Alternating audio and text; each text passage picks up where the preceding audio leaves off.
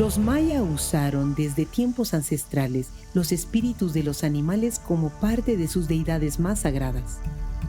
Los primeros indicios de serpientes en su cosmovisión aparecen en la cultura olmeca.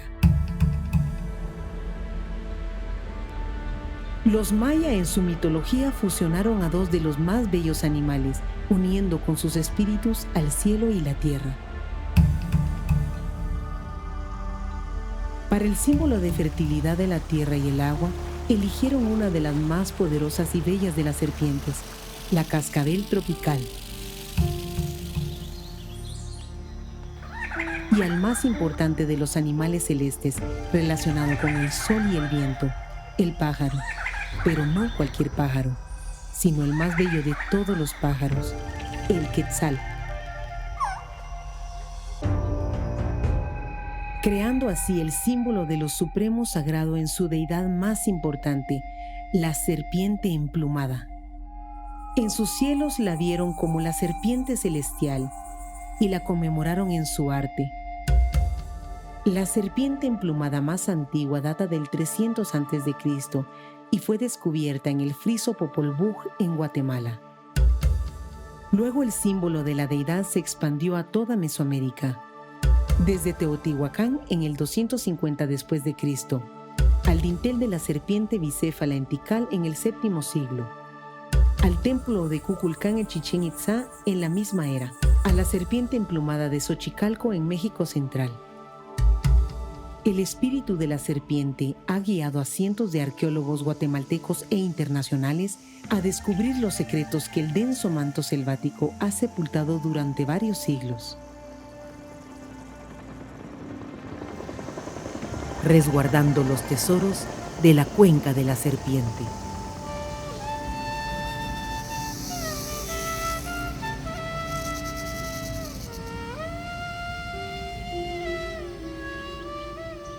Antes de entrar a un parque como aquí, hay que pedir permiso. Se le pide permiso siempre al creador y al formador. Pedirle que la ceremonia que se va a hacer es para tener una bendición parte de él. Nawal kan aton tulakalu mukil tiki kustal malo laiti kutsik tulakal hunpel kapel ospel kumpel hopel wakpel wupel washakpel bolompel lahpel hunlapel kalapel oslapel kan. Hay muchas personas que se perturban, pues dicen que a nosotros los guías espirituales nos tratan de brujos. No estamos haciendo brujería, no, que estamos haciendo una cosa que nuestros antepasados dejaron para recordarlo ahora. Ese libro maravilloso que se llama Popol Vuh, las antiguas historias del Quiché, donde la primera parte es el mito cosmogónico, o sea, el mito del origen del mundo. Y allí, en ese mito, se habla de muchos dioses creadores. Los progenitores estaban en el agua rodeados de claridad, ocultos bajo plumas verdes y azules. Por eso se les llama Gukumats. La serpiente emplumada creó vida por medio del agua. Surgieron de los mares las montañas. Entonces dispusieron la creación y el crecimiento de los árboles. Al instante fue hecha la neblina y las nubes. Luego hicieron a los animales del monte, los guardianes de todos los bosques, los genios de la montaña, los jaguares, las serpientes que representan lo terrenal, las aves que representan lo celestial. De esta manera los progenitores le dieron sus mansiones a los primeros animales del planeta. ¿Cuáles plumas verdes y azules? Entonces dice el texto, por eso se les llama a todos Gukumats. ¿Y qué es Gukumats? Serpiente quetzal. O sea, ahí está maravillosamente conservado en un texto escrito el símbolo más importante de todo Mesoamérica. Hace 8,000 años, el Petén era un gran bosque primario maduro, hasta que llegaron los primeros cazadores y recolectores en el período arcaico tardío, 3,000 años antes de Cristo. 1000 años después, en el período preclásico temprano, llegaron los primeros asentamientos sedentarios. Las primeras aldeas se establecieron durante el período preclásico medio, 1000 años antes de nuestra era. Los maya construyeron sus primeras plataformas en el período de 800 a 400 años antes de Cristo.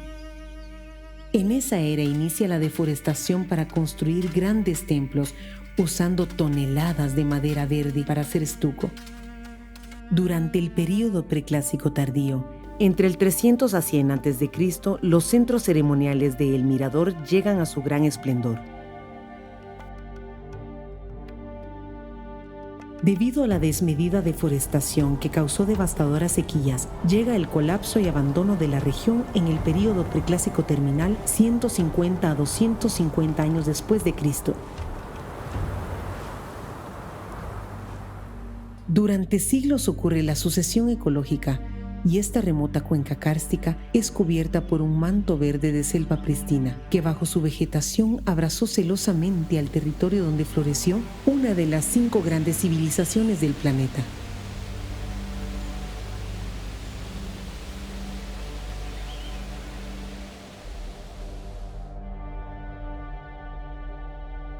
Los primeros aventureros españoles evitaron cruzar la cuenca debido a la gran cantidad de inundaciones. Luego, el fraile Andrés Avendaño describió en sus escritos que tuvo que bordear la cuenca por la serranía para evitar los bajos. La primera entrada oficial a la cuenca fue cuando el ingeniero Claudio Urrutia demarcaba la frontera entre Guatemala y México en la última década del siglo XIX. En 1904 inician las primeras expediciones económicas con la llegada de las empresas chicleras que recorrieron gran parte de la selva petenera. Uno de los peligros de ser chiclero es la caída del árbol, porque si tú cortas el mecate, sos hombre muerto. O lo muerde la culebra o cae del zapote, se muere. Ahí se queda enterrado. Cuando estaba la compañía del chicle, hubieron muchos campamentos que trabajábamos, ¿no? Yo tenía 16 años que andaba con mi papá. Pues aprendí a trabajar el chicle y conocí varios campamentos. Entonces, cementado Mirador, que es ahora, su nombre es La Danta, fue un campamento. La Danta fue cosa antigua, no es cosa de hoy. Todo ahí trabajamos chicle nosotros. Éramos bastantes, ¿no? Como 30, 40 hombres abajo de la montaña. En 1930, académicos de la Universidad de Pensilvania sobrevuelan por primera vez la cuenca Mirador Calakmul. Ha sido un obstáculo entender lo que había y había muchos errores en los mapas. Las primeras tecnologías implementadas fueron simples, usando más o menos mapas aéreos tomados por avión, porque de ahí no había otra manera de entender cómo está la geografía. Y Percy Madeira fue el primero en volar encima de esta zona en 1930, cuando él se dio cuenta que había volcanes y no hay volcanes ahí. Se salieron de su ruta entre Campeche y Chetumal y volaron para acá. Y las primeras fotos de ellos demuestran hasta las casadas, que puede ver que ellos fotografiaron sin saber qué eran. En 1950, el epigrafista Henrik Berlin entra a la cuenca desde Carmelita. En 1962, Ian Graham de la Universidad de Harvard introdujo a la escena científica a El Mirador y Nagbe, publicando 2 mapas científicos. En 1987, las universidades católica y Brigham Young inician las primeras excavaciones sistemáticas en el Mirador. Bajo la supervisión de Ray Madney, el estudiante avanzado Hansen fue puesto a cargo de las excavaciones en el complejo El Tigre. Hansen encontró cerámica del período preclásico, hallazgo que fue fundamental para la comprensión de las etapas de desarrollo cultural temprano de la civilización maya. Este descubrimiento fue la base para futuras investigaciones en la cuenca y admiración de consagrados mayistas como el Dr. Michael Cole. That's amazing. Hace 17 años, cuando yo venía entrando, decía que vengo a hacer hasta acá tan aislado, pero ya estando acá y te das cuenta que es lo único que nos está quedando, que estos sitios valen la pena protegerlos. Los retos más grandes para el proyecto temporada tras temporada es la logística, porque es muy, muy complicada. La verdad es de que la logística es muy cara porque tienes que contar con los costos. Compras las cosas en San Benito, Santa Elena, a veces desde la ciudad, todo el traslado a Carmelita, meterlo en mulas, y lo que no se puede meter en mulas tiene que venir en carga externa de helicóptero. Acá tenemos que tener un control muy, muy serio en cuanto a los tiempos. Básicamente con los víveres también, ¿verdad? Porque tenemos que manejar los tiempos para saber cuándo tenemos que pedir la cantidad de cada renglón de víveres, tomando en cuenta el tiempo que tarda ya puesto acá en el mirador. Hemos tenido bastantes aliados en Carmelita. Marroquín es un colaborador que nos ha estado apoyando mucho como proyecto dentro de la comunidad. Yo entré a trabajar en el proyecto cuando Richard no era todavía el jefe del proyecto, era otro el jefe. Mi motivación de cuidar la selva es porque de ella sobrevivimos, que sí. Y si no la cuidamos, ¿de qué vamos a seguir viviendo? Bueno, si no fuera por el proyecto, mi trabajo sería más que todo cuidar a mis animalitos, porque no hay, y turísticamente, pues en vez en cuando meter algunas bestias ahí.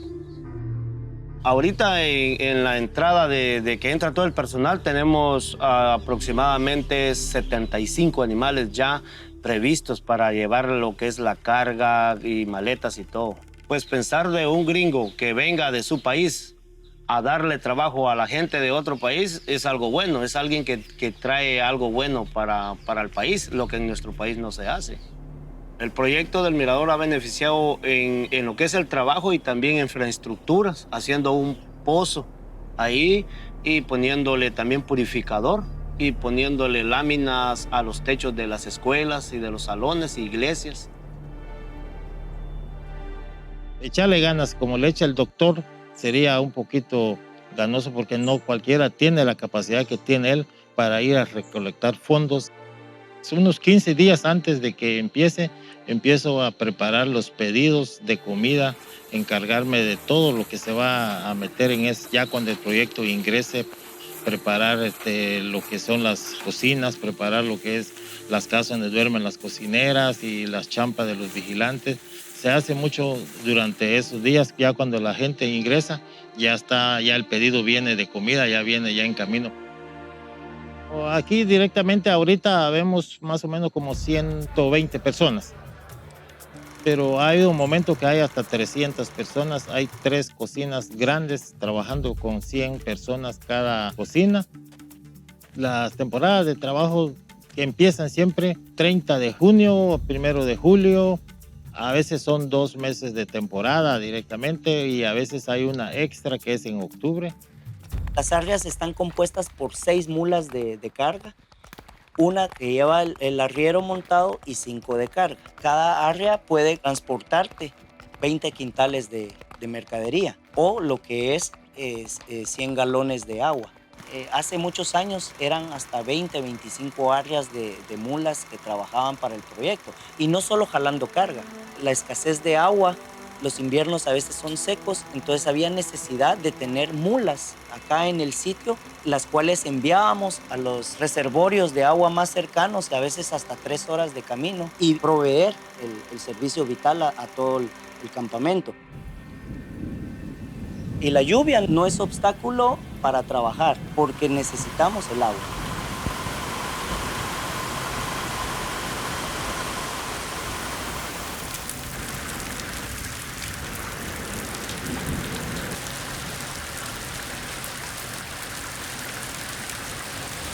Los sistemas de recolección de agua se les ocurrió al doctor Hansen y a Enrique Monterroso Rosado, aprovechando los techos que en 2003 se colocó el primero sobre el templo Garra de Jaguar, y viendo la necesidad de la carencia de agua, se aprovechó para captar esa agua. En este momento tenemos 3 techos de ese tipo que protegen un edificio y 2 artes en estuco. La capacidad de agua de las cisternas es variable porque yo me tengo que ajustar a las medidas, ya que primero se debe de hacer una investigación, un sondeo arqueológico para estar seguros que no estamos dañando patrimonio cultural que exista debajo. En este momento tenemos 7 cisternas. La más grande tiene capacidad para 340 metros cúbicos de agua. El equipo en sí son personas que dedican su vida a la investigación, a su trabajo, también no importándoles alejarse de su familia, ¿verdad? Y pues que somos una gran familia.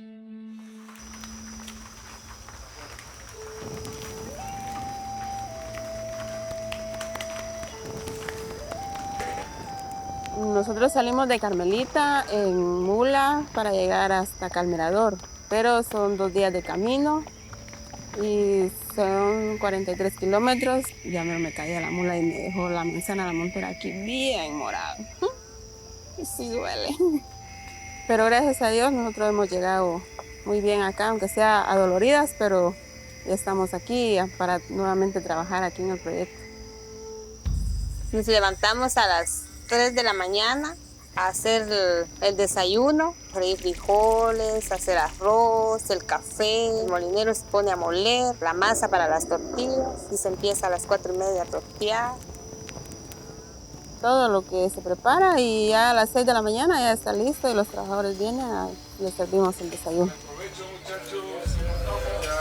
En la cocina del Proyecto Mirador hemos recibido a muchos personajes importantes: Mel Gibson, Morgan Freeman, Príncipe Alberto, presidentes de la República de Guatemala también. Y nos ha sido un gusto atenderlos aquí en nuestra humilde cocina, aunque humilde pero muy buena. Se han ido muy felices.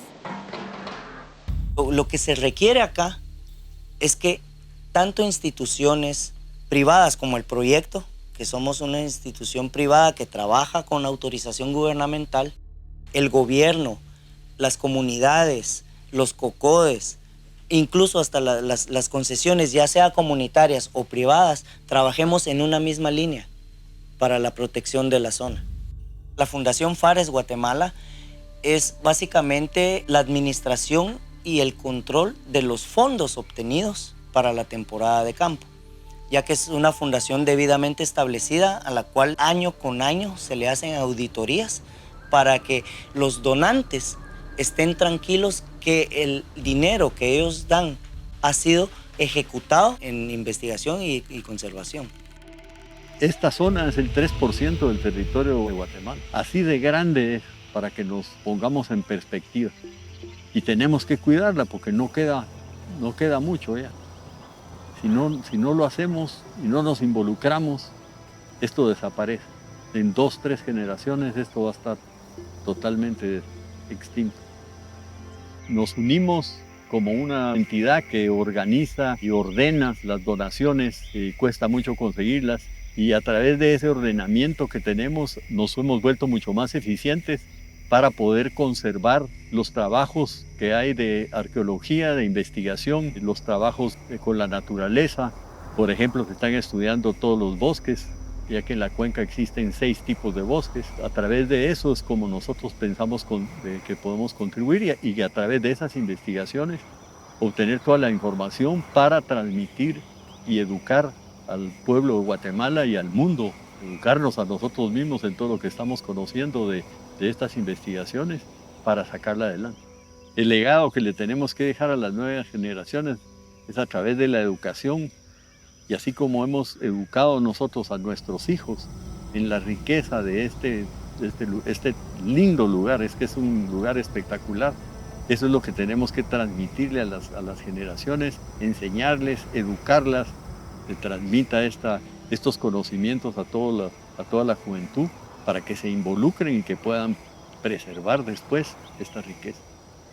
Estamos en reforestación, estamos en conservación, en preservación de las especies, sobre todo especies nativas de Guatemala. Entonces, me preocupa muchísimo ver el deterioro que a través de 40, 30, 20 años ha tenido toda esta zona. No digamos año con año, ya lo estamos viviendo. Eso es difícil para el país y es difícil para que haya una verdadera conservación y preservación de esta zona. El verdadero cazador piensa en la conservación, no en la exterminación de las especies, como todo el mundo cree. Aparte son personas que sí exterminan las especies y hay modos para exterminar, no necesariamente a matar a los animales y a la fauna directamente, sino que exterminando su hábitat. Y eso es lo que está pasando y sucediendo con este lugar y que realmente nos preocupa. Por eso he estado involucrado desde hace 45 años en poner soluciones a este exterminio de flora y fauna que existe en Guatemala. Richard Hansen, indudable que su presencia aquí durante 40 años pues tiene que tener un impacto. Pero lo importante que tiene Richard Hansen atrás es ese gran equipo de arqueólogos guatemaltecos y de colaboradores guatemaltecos que son en la gran mayoría de las comunidades aledañas a la cuenca que vienen año con año durante los últimos 30, 40 años a trabajar aquí. Es importantísimo ese apoyo porque está usando mucho personal de Guatemala y mucho profesional de Guatemala para que sea beneficiado del proyecto. Cuando vienen los turistas a la zona, me da esperanza porque a través de ellos podemos ver nosotros una oportunidad para todas las comunidades que están aquí, de darles su oportunidad de trabajo, de atenderlos, de obtener beneficios del turismo. Cuando vi a estas dos turistas, hoy en la tarde, cuando veníamos hacia la pirámide del Tigre, vi entusiasmo, vi una luz de ver gente desde lejos, porque han empezado a oír del mirador y quieren conocerlo, y salen de aquí realmente impresionados. I've heard about the experience of being away from the noise from the city and just coming to experience a connection with nature and with personally my ancestors from this country. Spiritual experience of seeing places that date back to 500 BC is just, it's breathtaking and it's an experience of a lifetime. It's worth every penny or the time or the wear and tear on your body to hike in here. It's definitely worth it. Y lo importante, creo yo, lo hicimos una vez, fue una mesa multisectorial en donde participamos 40 instituciones. Yo creo que es algo que se debería resucitar nuevamente y tener esa mesa multisectorial en donde todos estos actores con diferentes opiniones y diferentes ideas pueden contribuir a que todo se unifique y se ceda, se gane y el proyecto y todo esto salga adelante para beneficio de Guatemala. Lo que tenemos que hacer todos los actores, tanto los de Petén como los de Guatemala, es lo que dice el Popol Vuh al final. Juntamos nuestras ideas, nos pusimos de acuerdo y decidimos. Esta selva maravillosa que compartimos con México y con Belice, la selva maya, es vital para la conservación de la biodiversidad planetaria. ¿Por qué? Porque se encuentra al centro de este corredor que llamamos Mesoamérica. Acá en la selva maya se encontró la biodiversidad neoártica, es decir, que venía del norte, y la biodiversidad neoamazónica, es decir, que subía desde el sur. Y es por eso que esta selva es tan biodiversa, porque tenemos especies que se encontraron aquí en el corazón de la selva maya. Debemos imaginar que en estas selvas están los más bellos tesoros de Guatemala.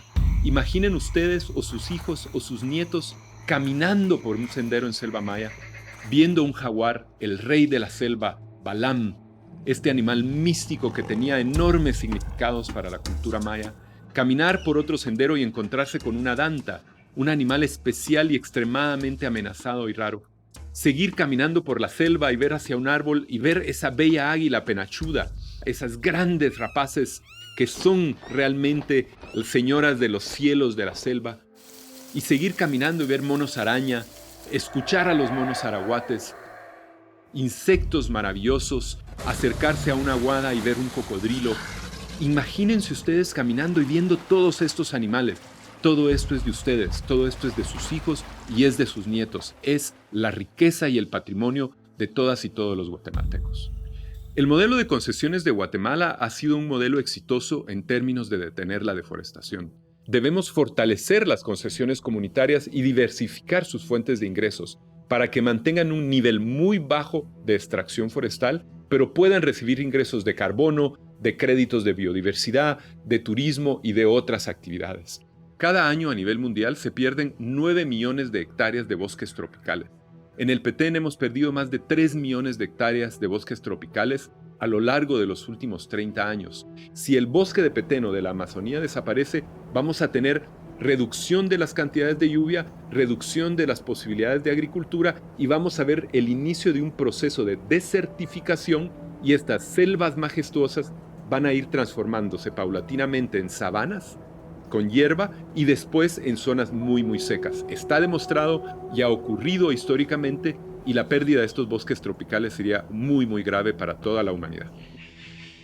Desde hace casi una década, Fundaeco inició un ambicioso programa de protección y vigilancia de este bloque único, una zona extremadamente valiosa que estaba sometida a cacería ilegal, a incendios forestales, a extracción ilegal de madera,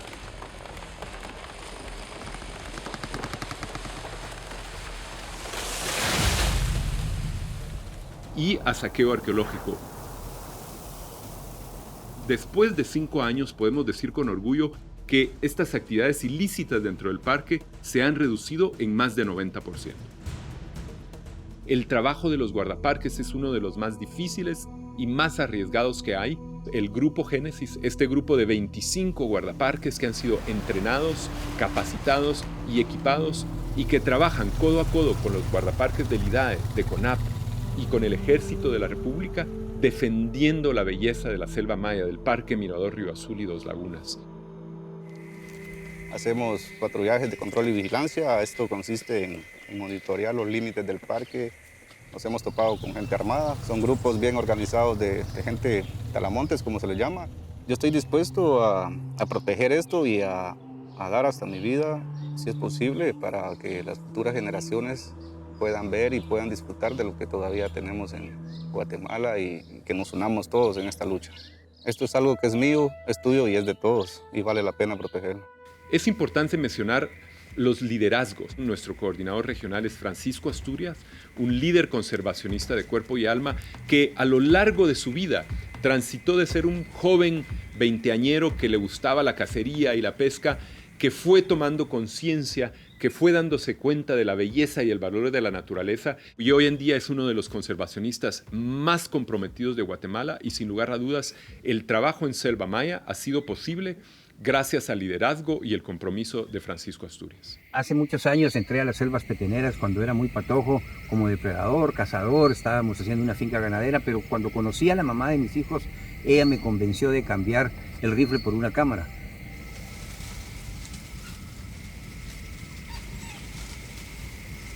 Estos bosques milenarios están siendo destruidos por un gran primate, el pariente más cercano de los simios. Nosotros, los humanos, que destruimos sin piedad.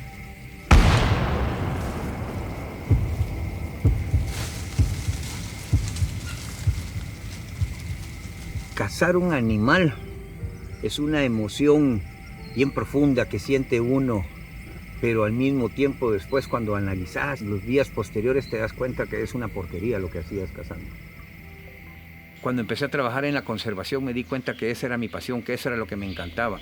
Y al venir aquí, incluido con la fotografía, encontré que esto quería hacer el resto de mi vida y que tenía que hacer algo, ya que había destruido como cazador, tenía que compensar y dedicar el resto de mi vida a proteger a todos estos animales que todavía están por aquí.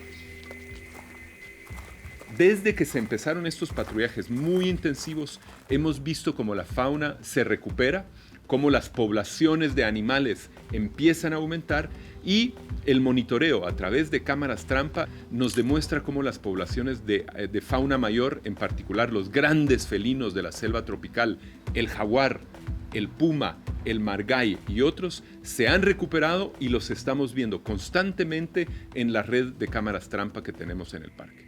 Ahora ya se está empezando a utilizar el resultado de estos estudios para poder influir en los gobiernos nacionales e internacionales en la necesidad de la conservación y la protección de las especies que reflejan en estas cámaras trampas. Los animales son curiosos y se acercan siempre a observar cuando hay ruidos o cosas nuevas en sus áreas. Sabemos ahora en qué rango de área se mueven. Viendo hacia el futuro, lo más importante es que todos unamos fuerzas.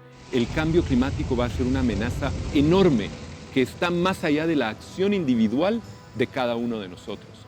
Y debemos construir plataformas de acción conjunta porque solo vamos a poder salvar Selva Maya, solo vamos a poder conservar los grandes sitios arqueológicos de Petén, solo vamos a poder sacar adelante a las comunidades locales si todos, gobierno, sector privado, cooperación internacional, sociedad civil, con fondos públicos, privados, de donaciones, de aportes del Estado, unimos fuerza y juntos conservamos Selva Maya. La tecnología LiDAR nos ha fortalecido nuestros conceptos de que esto era una cuenca. Es una cosa que hay que explicar científicamente, pero con la tecnología LiDAR nos permitió refinar esa perspectiva. The Yucatan Peninsula, a long time ago, was stuck to the north against Louisiana and Alabama, and the Gulf of Mexico formed starting about 170 million years ago and slowly moved southward and reached its present-day position at about 134 million years ago. In the last few years, since I've been working here, Dr. Hansen, Carlos Morales, Josie Thompson, and I have tried to better understand what makes this a basin. So there has been some confusion, perhaps, about what type of basin this really is. Geologists talk about a variety of basin types. There are topographic basins where the center is deeper than everything around it. We call that endoheric. There are sedimentary basins where you have large deposits of sediments over a long time. There are river basins where the drainage is all captured by a single river. The Mirador-Colloquial Karst Basin is very different. It's called a karst drainage basin. The basin includes a three-dimensional volume, the surface and the subsurface, that captures all of the water in the region. The water travels through the subsurface and exits the basin along a series of springs to the west. There are 6 elements, and those include intermittent lakes, which in this area are called savales, seasonal swamps, intermittent streams and arroyos, sinkholes, caves, fractures, vadose tubes, which indicate a subsurface system of conduits, and springs. And all of those together indicate that this is a karst basin. So Dr. Hansen first realized that this region was a basin area in the early 1990s. He saw an infrared image made by NASA from satellite data. This is a more modern version of the same infrared data coming from the European Space Agency. And Carlos Morales and I have processed these data to show changes in vegetation. The blue areas that you see here and through here are the bajos, or the lowland areas. The red has a different kind of a vegetation and shows up as the tall trees on the uplands. The basin itself, as we've mapped it, goes all the way around here, down to the south, and then back up the side. And the 2 key sites in the basin are Mirador and Calakmul. And to honor both of those, we have called this the Mirador-Calakmul Karst Basin. En 1980 introducimos tecnología con láser infrarrojo, pero en 1989 empezamos con estación total. La estación total es una tecnología que fue bastante nueva. Somos los pioneros de esta tecnología en Guatemala, donde pasa un láser a un espejo y regresa a la máquina con los puntos precisos al milímetro. Nos dio cuenta de que sí había manera de hacer mapa aquí sin botar el bosque. También empezamos a utilizar los escáneres. La primera vez que lo hicimos fue cuando estábamos excavando en 2003 en la estructura Garra de Jaguar. Y tenemos ya ese panorama de tal como fue el edificio antes de excavarla. No teníamos ninguna idea de la cantidad y la densidad de sitios arqueológicos, tal como está aquí. En Belice, el arqueólogo Arlen Chase empezó a utilizar una tecnología que se llama LIDAR, Light Detection and Ranging, donde él detectó la capacidad de pasar la vegetación y leer el suelo. Me di cuenta que esta tecnología debe ser utilizada aquí también para comprobar cómo tenemos mapa con brújula y cinta, tenemos mapa con el sistema infrarrojo y tenemos mapas en estación total para comparar y mejorar nuestros mapas. La tecnología nos permite abrir una ventana que jamás hemos visto. Nos permite entender el concepto de desarrollo cultural y natural que jamás soñamos en el pasado. Is create a digital elevation model of what's underneath the vegetation. And hopefully what we can do is discover ancient causeways between ruin.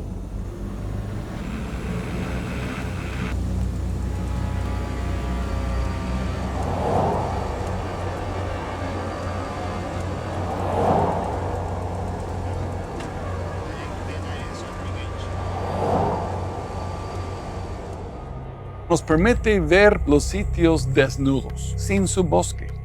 Podemos ver 100% de cada edificio, cada plataforma, cada calzada, cada dique, cada terraza. Tenemos 100% lo que hay abajo de este techo de bosque. Antes nunca hemos tenido esta perspectiva. Es difícil entender una pirámide triádica, por ejemplo, si no está topada con bosque. Permite hacer también perspectivas en 3D en base de datos verídicos de la arquitectura, tal como fue revelado por el LiDAR. Se puede ver toda la formación, las escalinatas, las terrazas, lo que hay visible en los suelos naturales. Donde el láser pasa la vegetación por cientos de miles de puntos por segundo. En nuestro caso, por ejemplo, tiramos 560,000 puntos por segundo y volamos 158 horas tirando esa cantidad de puntos por toda la cuenca. Otros grupos han hecho buen estudio de LiDAR después de nosotros, pero han hecho por lugares. Nosotros ya tenemos todo un sistema integral con LiDAR. Nos permite ver las calzadas, que hasta son 40 metros de ancho y 2 a 6 de alto. Y estas grandes calzadas unificando todas las redes, todas las ciudades en una red muy integral de una cultura unida, formando uno de los primeros estados en todas las Américas. Antes no se entendía eso, se pensó que eran varios pueblitos o ciudad. Ahora sabemos que son parte de la misma ciudad. Parece ser sitios separados, en verdad, por las calzadas que están unificando con el centro cívico de Mirador. Sabemos que son parte del mismo sitio. Y no hay ni una calzada hasta la fecha que va afuera de esta serranía kárstica que forma el marco natural de la cuenca. El estudio de LiDAR reveló una cantidad extraordinaria de sitios arqueológicos. Adentro de la cuenca habían 775 asentamientos mayas, de los cuales 581 no tienen nombre todavía. Además, había otros 189 sitios arqueológicos en el marco natural que forman los bordes del sistema, por un total de 964 asentamientos precolombinos en la cuenca Mirador. Además, nunca entendíamos el vínculo entre todas las ciudades en la cuenca. Están vinculados todos. Y las calzadas que se formaron a vincular las ciudades en un sistema integral fue impresionante. De los 964 asentamientos precolombinos que están desde la frontera hacia el sur, representan por lo menos 417 ciudades, pueblos y aldeas que están concentrados en la cuenca Mirador Calakmul. En verdad es uno de los lugares más densos de sitios arqueológicos en el mundo. Habían calzadas que jamás hubiéramos encontrado, según los sistemas anteriores. El bosque está topando estos restos, no se ve y nunca hubieran sido tal vez detectados. Por esta razón, recomendamos que esta zona en su totalidad sea conservada, que sea protegida, que sea preservada para las generaciones futuras de guatemaltecos, de científicos, de turistas a nivel mundial, para poder generar una prosperidad eterna para Guatemala.